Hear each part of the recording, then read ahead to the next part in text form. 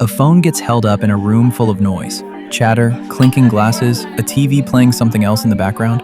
5 seconds later, song title, artist, correct track. It feels like the phone just listened and understood the song, the same way a person would. It didn't. Not even close. Shazam almost never touches the lyrics, the instruments, or how the song feels. It isn't listening for meaning, it's matching math against math. How that math gets built is where this gets genuinely interesting. Here's the process, from the moment a phone starts recording.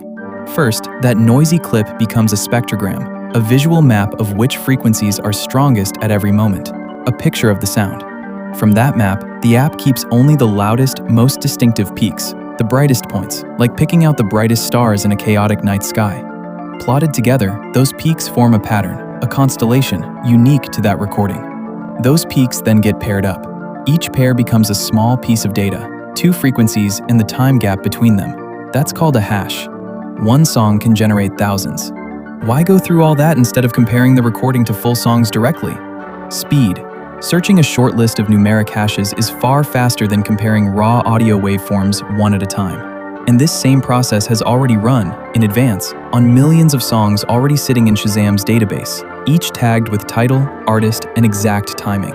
So a new clip isn't searched as a song, it's searched as a batch of hashes, and a real match needs many of them lining up at the same relative times before it's confirmed.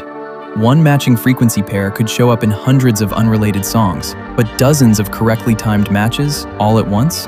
That's only realistic from one specific recording. That's also why it holds up in messy, real-world conditions. Background chatter, traffic, a loud crowd, some peaks get buried, but rarely all of them. And volume barely matters, since the relationships between frequencies stay the same whether it's turned up or down. The system does have real edges. It identifies the recording, not the song in the abstract. A live version, a remix, or a cover produces a different fingerprint than the studio original, even if a person would call it the same song. That's also why humming almost never works. It doesn't reproduce the original instruments, timing, and texture closely enough to match anything on file. The genuinely impressive part isn't the fingerprinting itself, it's the scale. That search runs against millions of stored recordings, and a correct match typically comes back in a matter of seconds.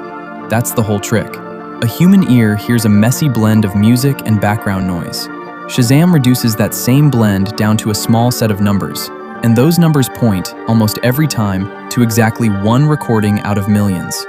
None of that is magic. It's an extremely clever system, one that turns a few seconds of sound into a searchable constellation of digital fingerprints and finds the one match hiding inside it.